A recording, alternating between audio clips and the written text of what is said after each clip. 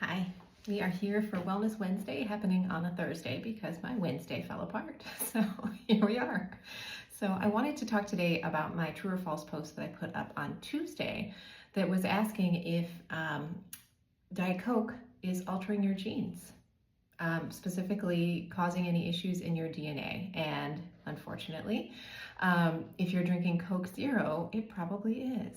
And so there was a study that was done in 2023. So now it's been out there for about 2 years, and it basically showed that in looking at the way sucralose, so that's the artificial sweetener known brand name by Splenda, but you're going to see sucralose in all sorts of products. So you're going to see it in diet soft drinks as well as in protein powders, protein bars. A lot of companies use it because it is a non-caloric sweetener and it's 600 times sweeter than sugar. And so it's a really great thing to throw into things you want to taste sweet without having that calorie or carb impact.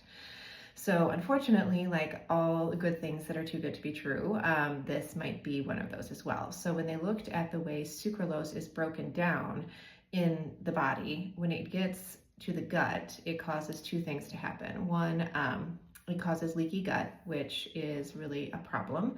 So other things that cause leaky gut are things like Roundup, glyphosates. And then for those of you who have sensitivity to gluten, that is something that we should all be aware of because typically gluten intolerance is related to having these leaky gut symptoms. So leaky gut means that instead of my gut lining being nice and tightly woven together like this, it starts to open up and then things can get out into the bloodstream that should not. And then we would develop a reaction to them. So leaky gut is not something you want to mess with. And not only that, even worse than that, is that this breakdown of sucralose can actually cause alterations in the genes, which is wild. So the concern being that it alters genes in a way that could be cancer promoting. So my thoughts on all of this, the amount used in the study was not very much at all. And so it is as simple as, you're putting a couple packets of the yellow stuff in your iced tea or your coffee, and you're thinking, oh, well, I don't use that much. But actually over time, if you're doing that every single day, it's not what you want to be doing, probably. So my thinking on it is, okay, well, what can I use instead? And that's where I use things like monk fruit sweetener. I use stevia sweeteners.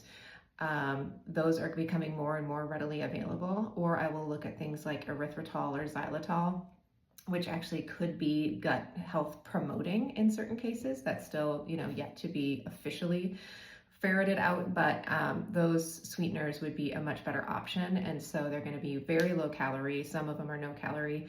And yes, they are not 600 times sweeter than sugar, so they're going to taste a little bit different, but they're not going to damage your DNA or break up your gut lining. So in an ideal world, you're going to wean yourself off of those, again, Coke Zero specifically, and that doesn't mean that Diet Coke is better because that uses a different type of artificial sweetener that has been shown to relate to migraines, hormonal imbalances, all sorts of other stuff. So wean yourself off the diet drinks, drink more water, drink more, brewed tea. I actually am having my iced tea here that I brew every day and I sweeten it with stevia. So getting yourself off of those things, starting to read labels and looking at those processed foods, especially those processed sweet foods that have low calories, more than likely they're using some type of Splenda or sucralose in it. So hopefully that's helpful.